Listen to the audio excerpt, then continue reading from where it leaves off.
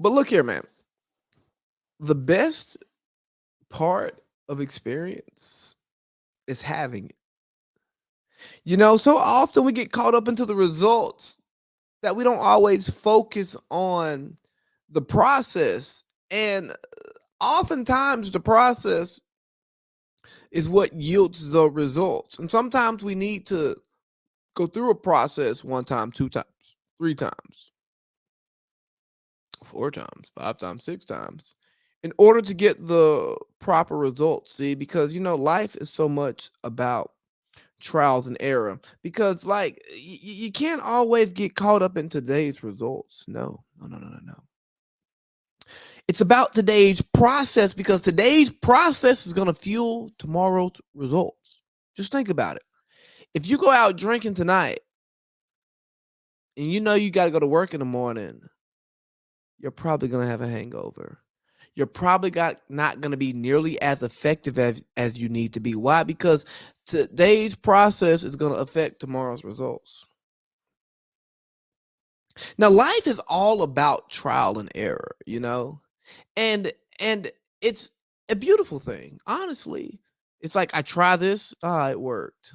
I tried this, it failed. And you never really know what works until you try it. But the thing is, the results are so much easier when it's you. Like when you're going through your processes and you're not worried about who the results affect when they only affect you. When you're maybe a single person, maybe when you're early in your career, maybe you don't have children, right? So you can take chances and you can make mistakes and you can get messy, like Miss Frizzle said, and it doesn't really matter because you're the only person bothered by it. You're the only person affected by it, and you go, well, I made my decisions. I can live with them. But what happens when you're in a relationship, right? And you're actually going through that trial and error process. Like you're in this relationship and you go, okay, I care about this person. I want to please this person. I want to make this person happy, but at the same time, I want to be happy too. And don't get me wrong, I don't think that making yourself happy and making your partner happy are mutually exclusive because if they are, we got a real problem. You know what I mean? And but at the same time, I can see where you can want to go one way. Your partner can want to go another way. And you find yourself at the crossroads, let me at you find yourself at a crossroads. And unlike the Bone Thugs and Harmony, we don't want to miss everybody because we don't want to lose that body who we were at this crossroads with, right?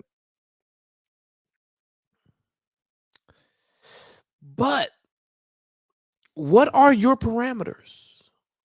What are your partner's parameters? What are the expectations? And what happens if those lines are crossed? Because you don't know what you got till it's gone, but you don't know what you missed until you tried it, you know? So what happens when you find yourself in a situation where this person makes you happy until they don't?